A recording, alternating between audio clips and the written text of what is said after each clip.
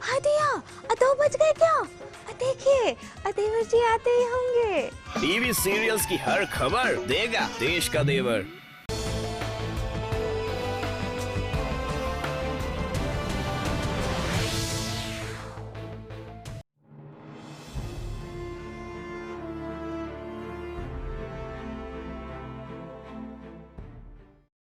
क्या 3 तलाक गैर कानूनी है? अगर लखनऊ के आर्मी ट्रिब्यूनल की माने तो 3 तलाक भारतीय संविधान के नियमों और मूल भावना के खिलाफ है। दरअसल एक फौजी की पत्नी के गुजारा भत्ता के केस में ट्रिब्यूनल ने ये टिप्पणी की है।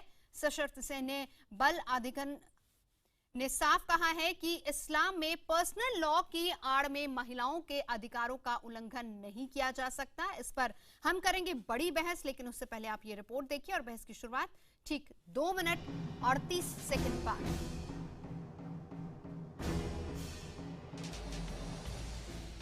तलाक, तलाक, तलाक। क्या सिर्फ 3 बार ये शब्द कहने से मुस्लिम समाज के अंदर पति पत्नी का रिश्ता खत्म हो जाता है?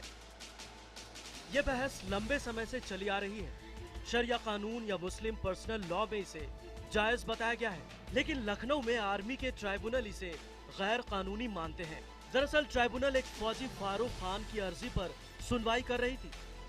सेना के नियमों के हिसाब से अगर कोई भी फौजी तलाक देता है तो उसको गुजारा भत्ता देना होता है, लेकिन फारूक ने अपनी याचिका में कहा था कि उसने 3 तलाक दे दिया है और वो गुजारा भत्ता देने के लिए बाध्य नहीं है।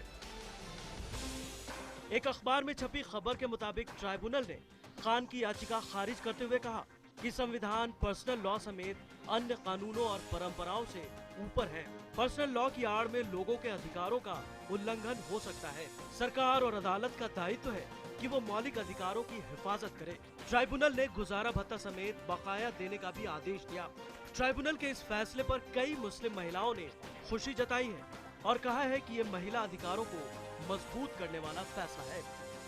खुशी हुई, मैं इसको बहुत सकारात्मक तरीके से देखती हूँ और एक इस देश में उम्मीद की किरण के तौर पे देखती हूँ कि मुसलमान औरतों के साथ जो एक नाइंसाफी एक लंबे दौर से चली आ रही थी, उसका कहीं खात्मा होता नजर आ रहा है मुझे। हालांकि मुस्लिम धर्म गुरुओं को इस फैसले पर आपत्ति है और उनका कहना है कि शरिया कानून में 3 तलाक का जिक्र है और इस कानून के साथ छेड़छाड़ संभव नहीं है। हम समझते हैं कि हमारी शरीयत के खिलाफ है और हमारे मुल्क के कॉन्स्टिट्यूशन की दफ़ा 25 ने हमें अपने मज़हब पर अमल करने की पूरी आज़ादी दी है और तलाक जो है वो हमारे मुस्लिम पर्सनल लॉ का एक हिस्सा है और उस पर अमल करने से हमें रोका नहीं जा सकता। जो बना हुआ है कानून है उसके अनुसार आपको जो फैसला देना है। तो अभी तो 3 तलाक का मामला जो विचाराधीन है, बहस चल रही है, तो कोई भी जो है जो संस्था जो है इस तरह का फैसला कैसे दे सकती है? आपको बता दें, 3 तलाक को लेकर अब मुस्लिम महिलाओं ने मोर्चा खोलना शुरू कर दिया है। हाल ही में जयपुर में एक मुस्लिम महिला को उसके पति ने स्पीड पोस्ट से 3 बार तलाक लिखकर भेजा तो उसके खिलाफ सुप्रीम कोर्ट चली गई। इसके अलावा उत्तराखंड की एक महिला सायरा बानो का मामला भी कोर्ट में है। उत्कर्ष चतुर्वेदी, लखनऊ, IBN 7। और आर्मी ट्रिब्यूनल के फैसले से कई अहम सवाल भी खड़े हो रहे हैं, जो कि आज हम मुद्दा में उठा रहे हैं। सबसे बड़ा और अहम सवाल ये कि क्या 3 तलाक पर आर्मी ट्रिब्यूनल के फैसले पर सवाल उठाकर सियासत हो रही है। बड़ा सवाल ये कि क्या आर्मी ट्रिब्यूनल का ये फैसला उनके दायरे से बाहर है। क्या सेना के नियमों के हिसाब से 3 तलाक पर फैसला जायज है? क्या शरिया कानून में बदलाव का वक्त आ गया है? और क्या पर्सनल लॉ की आड़ में महिलाओं के साथ ज्यादती हो रही है? इसी पर हम करेंगे चर्चा। तमाम खास मेहमान हमारे साथ मौजूद है। परिचय करा देती हूँ। बीजेपी के नेता सुधांशु मित्तल हमारे साथ हैं। कांग्रेस के प्रवक्ता नूरी अहमद खान हमारे साथ हैं। VHP प्रवक्ता विजय शंकर तिवारी हमारे साथ हैं। मुस्लिम विचारक डॉक्टर फहीम बेग हमारे साथ हैं। All India Muslim women personal law board की अध्यक्ष सांबर जी हमारे साथ हैं। साथ ही साथ आर्मी के कानूनों के जानकार retired major general Nilendra Kumar ji हमारे साथ मौजूद हैं। तो शुरुआत करेंगे। सबसे पहले फहीम बेग जी, मैं आप ही से जानना चाहूंगी, आप ये बताएं, क्या हमारा संविधान ऊपर है या फिर पर्सनल लॉ बोर्ड ऊपर है? देखिए, पर्सनल लॉ बोर्ड को संविधान ने ही इजाज़त दे रखी है और वो कहीं दोनों एक दूसरे को कंट्राडिक्ट नहीं करते। ये किसी एक कोर्ट ने अपनी एक मंशा रखी है, अभी उसके ऊपर बहुत सारे न्यायालय बाकी हैं और हमारा सर्वोच्च न्यायालय, जिसे हम सुप्रीम कोर्ट कहते हैं, अभी उसका फैसला आना बाकी है। ये मुद्दा पूरा विचाराधीन है, इसमें ये सब कुछ कहना बहुत जल्दबाजी होगा। और जो आर्मी कोर्ट ने जो भी फैसला लिया है वो आर्मी कोर्ट ने संविधान के दायरे में रहते हुए फैसला लिया। हाँ, आप ये कह रहे हैं कि ये संविधान में मान्यता है, जरा बता दीजिए कहां पर इसको मान्यता दी? आप उसको अभी अंतिम फैसला नहीं मान सकते। उनका एक इनपुट आया है, अभी उस पर चर्चा हो रही है और कानून के जो दिग्गज हैं, चाहे वो इस्लामिक पर्सनल लॉ बोर्ड से हों या हमारे देश के, तो उन पर चर्चा चलेगी, बहस होगी, फिर संविधान नहीं में वो बहस तो बहुत लंबी होगी। इसके बाद इसको आप और हाई कोर्ट में भी चैलेंज कर सकते हैं, फिर सुप्रीम कोर्ट में जाएगा। ऐसे बहुत से मामले हैं, उत्तराखंड की महिला का, जयपुर की महिला का मामला हमने देखा है, वहां पर चल रहा है। देखिए बातें दो हैं, आप बात कर रहे हैं पहले कानून के हवाले से, तो मैं कानून के हवाले से बता दूं, ये प्रारूप जो पूरा तय होना है ये हमारे संसद में होना है और उसके बाद इस पर जो भी फैसला आएगा वो अंतिम होगा। उसके बाद देखा जाएगा पर्सनल लॉ बोर्ड अपना क्या इस पर रुख अख्तियार करता है। अब बात आती है महिलाओं के अधिकारों की। मैं आपको बता दूं कि इस्लाम ने ही ये अधिकार दिया है महिला को कि निकाह के वक्त उसको पूरी इजाज़त होती है, पूरा अधिकार होता है कि वो उस व्यक्ति से अपना शादी का संबंध बनाए। यानी आपने सुना होगा जब काजी उनसे पूछता है और दो गवाह और एक वकील से कि आप बताइए कि आपको शादी मंजूर है, तो ये पूरा अधिकार उस महिला को है कि वो कबूल है या ना कबूल है, उसके अपने क्षेत्र अधिकार में रिश्ता होता है। लेकिन किसी को थोड़ी ना पता अक्सर होता है कि अक्सर ये बात चलती है महिलाओं को अधिकार नहीं है। इस्लाम ने ये अधिकार, ये पहला धर्म है यही तो बात है, यही तो बेग साहब यही बात कर रहे हैं। इस्लाम में तो ये लिखा ही नहीं। आप ये कह रहे हैं इस्लाम, मैं जानकार नहीं हूं, लेकिन जो बड़े बड़े जानकार है वो यही बात मानते हैं और यही बात कहते हैं कि इस्लाम में नहीं है, दोनों महिला पुरुष दोनों बराबर होते हैं। अगर एक को तलाक चाहिए तो दोनों की रजामंदी से होना चाहिए और यही आर्मी कोर्ट का फैसला भी यही आया है, हमारा संविधान भी यही कहता है। देखिए देश का जो हमारा कानून है वो ये कहता है कि कोई भी जो राजनेता बनता है वो भ्रष्टाचार नहीं करेगा, पुलिस वाला शपथ लेगा तो भ्रष्टाचार नहीं करेगा। वाली बात अलग आती है। विजय शंकर जी, देखिए मैं आपको क्लियर कर दूं, कानून अलग है, उसका पालन अलग है। लोग अपने निजी फायदे के लिए 3 तलाक को किस तरह से इस्तेमाल कर रहे हैं ये भी देखना बहुत जरूरी है। देखो वास्तव में जो पर्सनल लॉ है 1937 में जो हुआ उसमें कहा जाता है कि केवल तलाक की बात जो है केवल पुरुष तो कर सकता है, महिला कुछ नहीं कर सकती है। महिला को भी अधिकार है, आप अपनी बात कहिएगा। और उसके बाद थोड़ा हो हल्ला मचा तो 1939 में एक थोड़ा सा संशोधन किया गया कि पुरुष तलाक दे सकता है लेकिन महिला नानुकुर कर सकती है, तलाक नहीं दे सकती है, नानुकुर कर सकती है। मेरा कहना नवजोत ये है कि भारत का जो संविधान है, इस लोकतांत्रिक व्यवस्था में सभी जन भावनाओं का सम्मान होना चाहिए, लेकिन लोकतांत्रिक व्यवस्था में लोक सबसे प्रमुख होता है। आप एक चीज देखिए, एक रिसर्च हुआ और रिसर्च में कुछ आंकड़े मैं आपके सामने प्रस्तुत करता हूं। वो रिसर्च 10 राज्यों के 4710 मुस्लिम महिलाओं पर ये रिसर्च किया गया है। उसमें 92.1% महिलाओं ने कहा है कि मौखिक एक तरफा तलाक के वो विरुद्ध हैं। और दूसरा 91.7 वो आपको मिल जाएगा। मैं आपको बता दूं पूरे देश में जितनी भी तलाकें होती हैं 7% महिलाएं बहुविवाह के महिला हैं विरोध में, बाकी 90% हैं जो और दूसरे धर्मों से आती हैं। लेकिन ये आपका डेटा बिल्कुल गलत है। आपने कहां से ऐसी झूठी? फहीम भाई आप मेरे ऊपर केस कर देना अगर मैं कोई गलत बात कह रहा हूं, आप बिल्कुल जाके केस कर दीजिए। 83.5% महिलाएं ये जो कोडिफाइड मुस्लिम पर्सनल लॉ है उसकी बात उस पक्ष में है। यानी बहुत सारे मुस्लिम देश ऐसे हैं, बहुत सारे मुस्लिम देश है जहां कोडिफाइड पर्सनल लॉ की बात की जाती है कि महिलाओं का जो हक है वो कोडिफाइड के अंदर। इस्लाम ने ही महिलाओं को प्रॉपर्टी में जो है पूरा अधिकार दिया है। शाइस्ता जी, मैं आपके पास आना चाहूंगी। फहीम बेग साहब ये कह रहे हैं कि ये आपके धर्म में ये बात लिखी हुई है, सबसे पहले तो उसी को क्लियर कर दीजिए। सुधांशु जी लौटते हूँ, बस शाइस्ता जी की एक बात रख ले, उसके बाद आपके पास आऊंगी।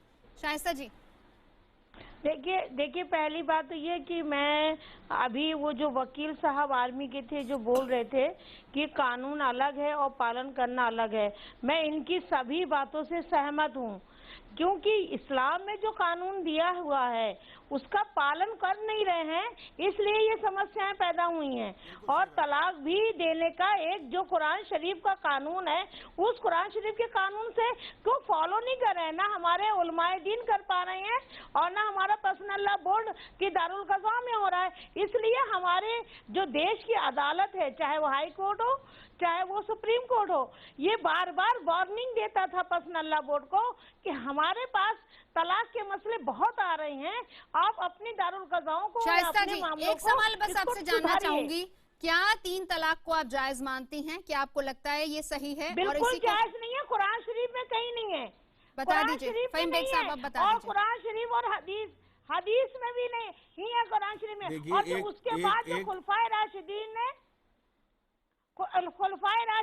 अपने तरीके से जो सुधार करने के लिए जो बनाया था, उसको ये लोगों ने शरीयत मान ली, जबकि कुरान शरीफ की शरीयत को ही फॉलो करना चाहिए और हदीस शरीफ। अब बात रख हुजूर दीजिए फहीम सल्लल्लाहु जी, अलैहि अब बता वसल्लम की- दीजिए। देखिए, मैंने ये फिर वही आप कहूंगा, विजय मैं शंकर जी को टोक रहे थे, वही- लेकिन ये मुस्लिम महिलाओं की आवाज है। अब मैं बताइए। फिर वही कहूंगा, और ये अंबर जी ने भी इस बात पे तस्दीक की है, कानून अलग बात है, उसका पालन किस तरीके से नहीं, किया नहीं, जा रहा आपने है। शुरुआत में और जो 3 बात कही थी तलाक ना कि का- ये तो आपके 3 धर्म में, तलाक का इस्लाम में है, सर्टिफिकेट उन्होंने एक उसी को किसी कॉन्ट्रडिक्ट टीवी किया चैनल है। पे बैठकर चंद लोग नहीं दे सकते। ये एक पूरी प्रक्रिया है और इस पर पूरा तरीके से अमल करना। अपनी बात पर और आइए उन ना, जो लोगों पहले में कही थी उस पर आइए। आप कह रहे थे कि इस्लाम के तहत आता है, लेकिन शाइस्ता जी तो बता रही हैं ऐसा कुछ है ही नहीं है। नहीं, मैं फिर वही कहूंगा कि बिल्कुल नहीं 3 है, तलाक का जो बिल्कुल नहीं कॉन्सेप्ट है है, उसको इसको पूरा बिल्कुल समझना होगा। valid- 3 तलाक valid कब नहीं और कैसे मानना दी चाहिए, जाती है और valid व्यक्ति नहीं किस मानना हालत चाहिए। में होना चाहिए, क्या उसके आगे पीछे का सिलसिला होना चाहिए। और उस 3 तलाक के साथ एक और भी तलवार लटका दी है इस्लाम ने। तलाक देना इतना आसान नहीं है किसी के लिए। उसको एक और चीज दिखा दी है कि बिल्कुल अगर सही आप है, 3 तलाक देते हैं तो बिल्कुल उसके सही। बाद कितनी बड़ी प्रक्रिया से आपको झेलना पड़ेगा। ये महिला और पुरुष दोनों को SMS उसको किया दिखा जाता दिया है गया है। आजकल, स्पीड पोस्ट पे तलाक भेज दिया जाता है, ये सही है क्या? नहीं, ये गलत है, ये गलत तरीका। लेकिन उसके बाद चर्चा नहीं होती। जी सुधांशु गलत जी, आप कुछ तरीका। कह रहे थे। सुधांशु जी, देखिए, हम लोग थोड़ा कहीं विषय में एक और चीज का ख्याल रखें। हिंदुस्तान में क्या धर्म चलेगा? हिंदुस्तान का धर्म है इस देश का संविधान। हिंदुस्तान का धर्म हिंदू धर्म नहीं है, मुसलमानियत नहीं है, सिख धर्म नहीं है, बुद्ध धर्म नहीं है। हिंदुस्तान का धर्म है संविधान। संविधान क्या कहता है? संविधान कहता है कि महिलाओं को इस देश के अंदर बराबरी का हक होगा। और इसी भावना को देख के, इन्हीं मूल्यों को देख के आप देखिए, हिंदू समाज में जो पर्सनल लॉ जिसको हम कहते हैं, उनमें बहुत परिवर्तन करे गए। हिंदू सक्सेशन एक्ट, पहले जो था, हिंदू समाज के अंदर महिलाओं को सक्सेशन में कोई हक नहीं होता था। उसको अमेंड करा गया कि नहीं, बराबरी का होना चाहिए। सती प्रथा को बैन करा गया, जो देखेगा वो भी क्रिमिनल हो जाएगा, और जो उसको प्रोपेगेट आपकी आवाज, सुधांशु जी माफी चाहूंगी, आप अपनी बात पूरी रखिएगा। आपकी आवाज हम ठीक से नहीं सुन पा रहे हैं। मेजर जनरल नीलेंद्र कुमार जी हमारे साथ मौजूद हैं। आर्मी कोर्ट ने जो ये डिसीजन दिया है, ये संविधान के हिसाब से दिया है। जरा मैं चाहूंगी समझा दीजिए बेग साहब को भी और हमारे दर्शकों को भी कि क्या उस डिसीजन में है और क्या हमारा संविधान कहता है, क्या आर्मी कानून कहता है, क्या वो उससे थोड़ा अलग है या फिर संविधान को ही आगे फॉलो करता है? ये मैं आपको स्पष्ट करना चाहूँगा। यहाँ पर हम लोग बात कर रहे हैं एक मिलिट्री ट्राइब्यूनल के बारे में, armed forces tribunal, Lucknow bench का ये फैसला है। तो ये ट्राइब्यूनल संविधान के अंतर्गत बनाई गई है।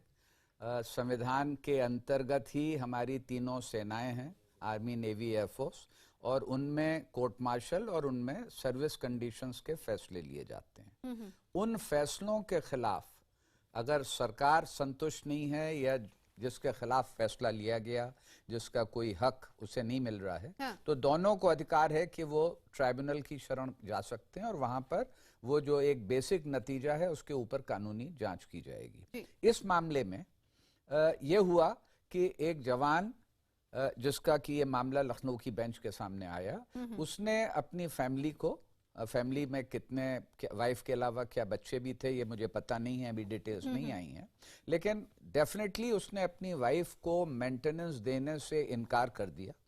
और उससे जब पूछा गया कि भाई तुम मेंटेनेंस क्यों नहीं दे रहे हो और तुमने अपनी वाइफ की, तुम्हारी जिम्मेदारी है उनको मेंटेनेंस देना, तो शायद उसने ये दलील दी कि अब हम लोग शादीशुदा, हमारा रिश्ता नहीं है और उनको मैं तलाक दे चुका हूं।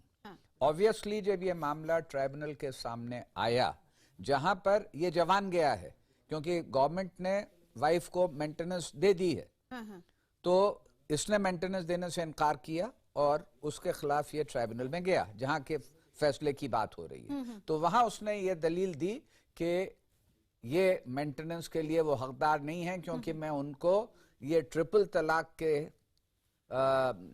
द्वारा उनसे मेरा डाइवोर्स हो चुका है। तो इसके ऊपर ट्राइब्यूनल ने ये फैसला किया कि जो फौज के कायदे कानून हैं उसमें आपने पहले आकर के बताया था, जब फौज में भर्ती होते हैं उस वक्त शादी नहीं होती, बैचलर होते हैं, आपने बताया कि साहब फलाने से हमारी इस दौरान इस तरीके से ये शादी हुई, उसका ये रिकॉर्ड है, मैरिज का जो भी रिकॉर्ड होगा उनका, फैमिली का, इनविटेशन कार्ड या काजी का या जो कुछ भी, उसने अपना सबूत दिया। और उसके बाद ये उम्मीद की जाती है कि सिपाही किसी भी रैंक किसी भी ओहदे का हो, वो अपनी फैमिली का ध्यान रखेगा और उसी के बाद पूरे अपने विश्वास के साथ अपने अटेंशन से फौज का काम कर सकेगा। और जब फैमिली में कोई डिस्टरबेंस होता है तो फैमिली एप्लीकेशन देती है कि साहब हमारी शादी हुई थी इनके साथ और अब ये हमको खर्चा नहीं दे रहे हैं, हमें नेग्लेक्ट कर रहे हैं, हमें मुश्किल है। तो इसमें फौज बीच में आ जाती है और सिविल जो है वो संविधान, जो हमारा संविधान कहता है उसी के अकॉर्डिंग उन्होंने फैसला उसके अकॉर्डिंग वो ये कहते हैं कि आप देखते हुए कि वाइफ के क्या सर्कमस्टांसेस हैं, कितने बच्चे हैं, और 33% तक की मेंटेनेंस दी जा सकती है। वो मेंटेनेंस जब ये कर रहा है तो ट्राइब्यूनल ने ये कहा कि जो तुम उससे बचने के लिए ये दलील दे रहे हो कि उनके उस औरत के साथ मेरा रिश्ता अब नहीं है, तलाक दे चुका हूं, इसको मानने से, इसकी लीगलता से उन्होंने इनकार किया। माफी चाहूंगी आपको काट रहा हूं, एक सवाल का जवाब दे दीजिए। बेग साहब ये कह रहे हैं कि आर्मी ने जो फैसला दिया है वो अपने दायरे से बाहर जाकर फैसला दिया है। नहीं, ये इस चीज से मैं इत्तेफाक नहीं करता, क्योंकि मैं कह रहा हूं वो दायरा उनका अपना है और उन्होंने वो फैसला दिया है, मगर वो अंतिम फैसला नहीं है। मैं ये इसको दूसरी दृष्टि से देखना चाहूंगा। मैं ये कहूंगा कि आर्म फोर्सेस ट्राइब्यूनल का ये फैसला उनके अपने जुरिस्डिक्शन के अंदर है, इसमें कोई उनको कंफर्मेशन की जरूरत नहीं है। हाँ, अगर अपील पर कल कोई इसको ओवरटर्न कर देता है सुप्रीम कोर्ट तो वो एक अभी स्पेकुलेशन की बात है, कल क्या कोई अपील की जाएगी और क्या करेगा उसके बारे में आज हम नहीं कह सकते। सुधांशु मित्तल जी अपनी बात पूरी कीजिए। सुधांशु जी, मैं जो कह रहा था वो ये कह रहा था कि संविधान जो है, संविधान के मूल्य जो है इस देश में वो सर्वोपरि हैं और उन मूल्यों में ये है कि महिलाओं को इस देश में बराबरी का हक मिलेगा और इसी वजह से इस फैसले को उस मूल्यों के तहत हमें देखना चाहिए। इस देश के अंदर एक ही कानून है, वो है संविधान का कानून। एक ही धर्म है, वो है संविधान का धर्म। और संविधान ये कहता है, अब देखिए अभी आपने देखा होगा 15 दिन पहले, 1 महीना पहले शनि श्रृंगारपुरी जो है वहां पे महिलाओं को गर्भगृह में जाने की इजाजत दी गई। क्यों दी गई?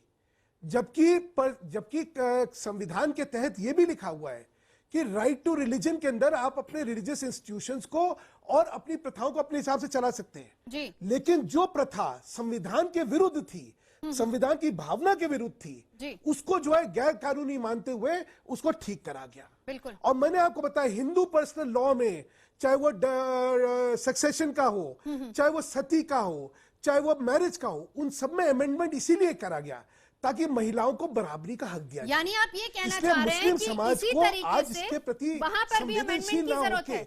सुधांशु जी यही कहना चाह रहे हैं कि वहां पर भी अमेंडमेंट की जरूरत है? अमेंडमेंट नहीं है ये तो, क्योंकि ये तो क्योंकि ट्राइब्यूनल ने दिया है और ट्राइब्यूनल ने मिलिट्री रूल्स एंड लॉज जो है जी अमेंडमेंट की बात नहीं, अवेयरनेस की बात। के अंदर set of rules are different. Personal law board को अभी तक समझा नहीं गया है। ठीक है, अमेंडमेंट की बात नहीं, अवेयरनेस की बात। हाँ, आपकी इसी बात को हम रखेंगे, चर्चा को हम आगे बढ़ाएंगे। 3 तलाक को लेकर चर्चा हो रही है। हम नूरी जी आपके पास में आना चाहूंगी, आप भी कुछ कहना चाह रही थी जी।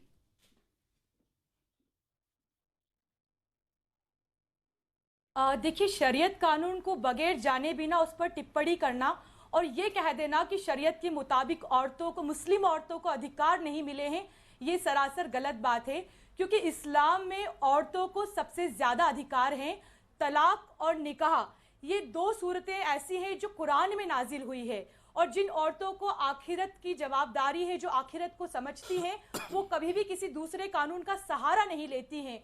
3 बार एक साथ बोल देना या तलाक देना अल्लाह ताला को कभी भी पसंद नहीं है। ये अल्लाह ताला के सामने सबसे बुरा अमाल है। अल्लाह ताला तलाक से नाराज होता है।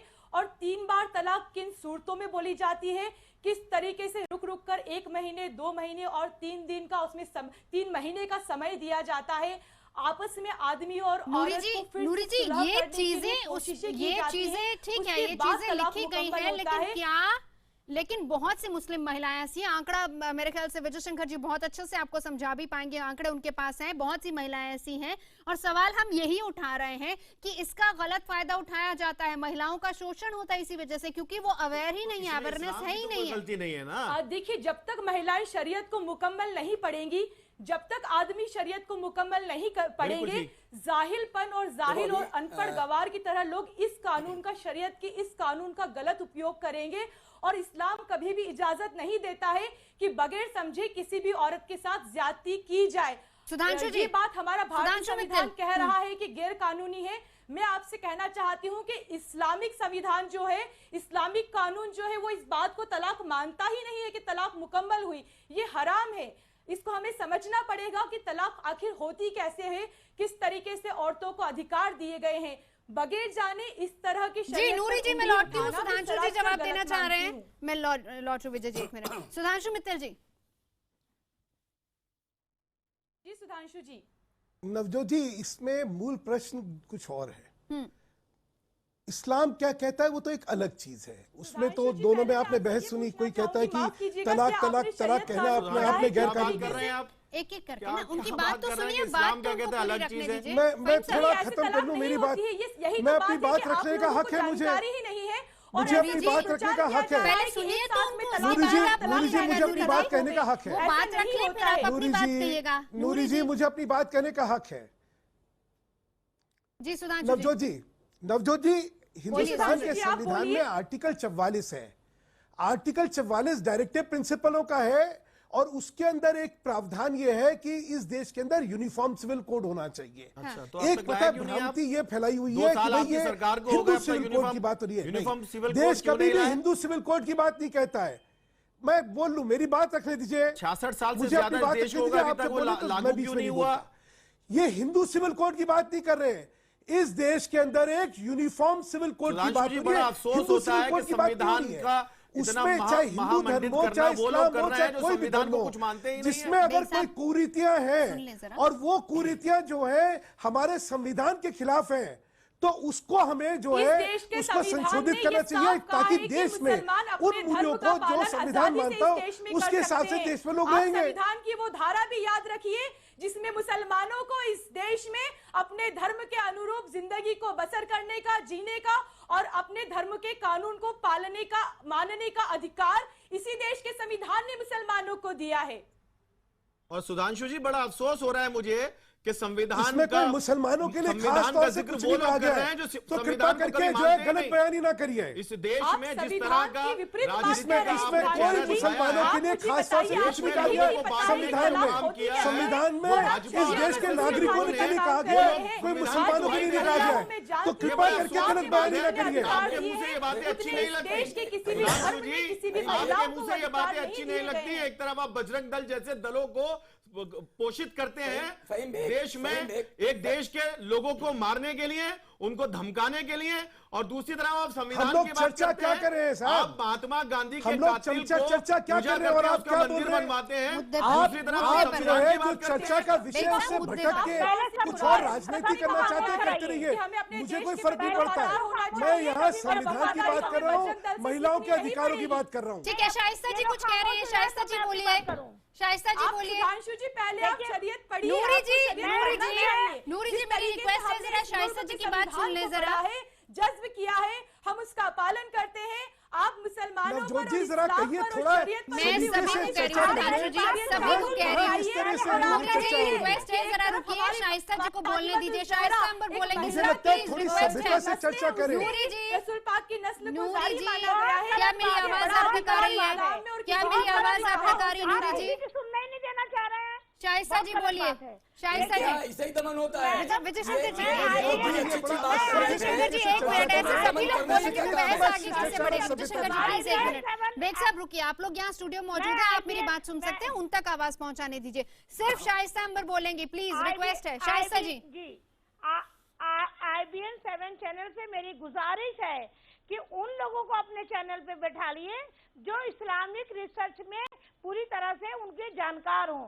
उन लोगों को मत बैठाइए। शाइस्ता जी, हर गेस्ट जो यहाँ पर बैठा है वो माहिर है, वो समझता है उसको क्या बोलना है। आप अपनी बात कीजिए, जैसे आप अपने विषय पर पकड़ रखती है वैसे हर कोई अपने विषय पर पकड़ रखता है। हमें पता है किसको बुलाना है, आप अपनी बात रखिए। हमारे देश में इस्लाम का कानून को हमारे फॉलो करने के लिए हमारे भारत के संविधान ने पूरी इजाजत दी हुई है। अगर उसको कानून हमारे पर्सनल लॉ बोर्ड नहीं कर रहा है, पूरी तरह फॉलो नहीं कर रहा है, तो हमारे देश की अदालत इस्लाम के कानून को बिना छेड़छाड़ किए हुए वो हमारी बहनों को इस्लाम के कानून में दायरे में रहते हुए वो उनको इंसाफ देती है और उनसे और उन तो यही बात तो कोर्ट ने बोली है, नहीं करती है। यही बात कोर्ट ने बोली शाइस्ता जी। जी यही शंकर जी, मैं तो यही बात कोर्ट ने शाइस्ता जी। अभी फहीम बेग और नूरी दोनों की बात से आ रही थी कि नहीं वहाँ बहुत खुलापन है, केवल अनजानेपन से ये हो रहा है। मैं एक बात इनसे पूछना चाह रहा हूँ कि अभी तक अनजानेपन से 90% से ज्यादा तलाक हो चुके हैं। उन तलाकों के बाद जिन्होंने तलाक दिया है उनके खिलाफ कोई कानूनी कार्रवाई, कोई अपने यहाँ के संविधान के अनुसार जो पर्सनल लॉ का संविधान है उन तलाक देने वालों के खिलाफ भी कोई कार्रवाई की है क्या? अगर वो कहते हैं कि वो अनजान है और गलत कर रहे हैं तो उनके खिलाफ भी कोई कार्रवाई की गई है क्या? भारत का जो संविधान है वो हमारे देश का 125 करोड़ लोगों का संविधान है। क्यों ना हम उसकी मान्यता करते हैं, अलग अलग संविधान की बात क्यों करते हैं कि यहाँ पर हमारा पर्सनल लॉ ही काम करेगा? बात हो रही है अज्ञानता की और अवेयरनेस की। मैं पूछा ना जी, मैं आपको बता दूं, आपकी जानकारी के लिए बता दूं कि देश में 10% से भी नीचे है जो मुस्लिम महिलाएं जो तलाक के उसमें आती हैं, बाकी 90%। नूरी जी, सवाल बेग साहब से किया गया। बेग साहब एक मिनट, नूरी जी ये सवाल बेग साहब से किया गया, उनको जवाब देने दीजिए। नूरी जी रुकिए, बेग साहब से ये सवाल था, उनको जवाब देने दीजिए, मैं आप पर भी आऊंगी।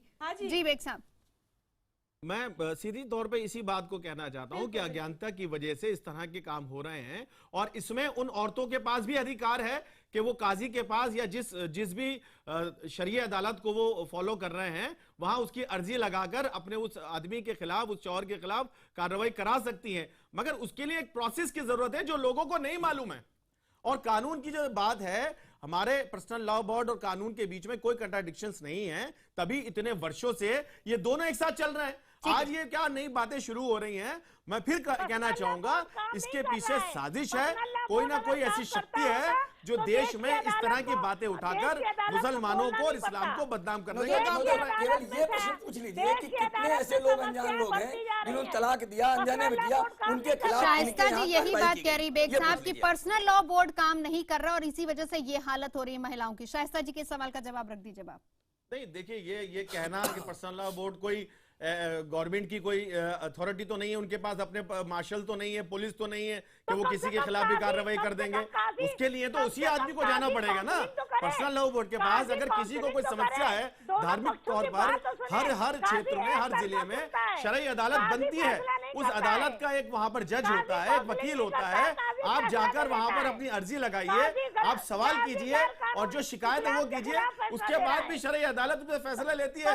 मगर एक बात और बता दूं, शरई अदालत किसी को मैंडेटरी नहीं करती, क्योंकि इस देश में कानून को देखते हुए, कानून का पालन करते हुए शरई अदालत उसको फैसला तो सुनाती है, मगर सजा देने का अधिकार शरई अदालत को नहीं है, क्योंकि इस देश में भारत के संविधान का कानून लागू है। इसलिए कानून और पुलिस जो अपना काम करती है उसमें शरई अदालत इसी को कॉन्ट्राडिक्ट कर रही है शाइस्ता जी कि गलत फैसले दिए जाते हैं।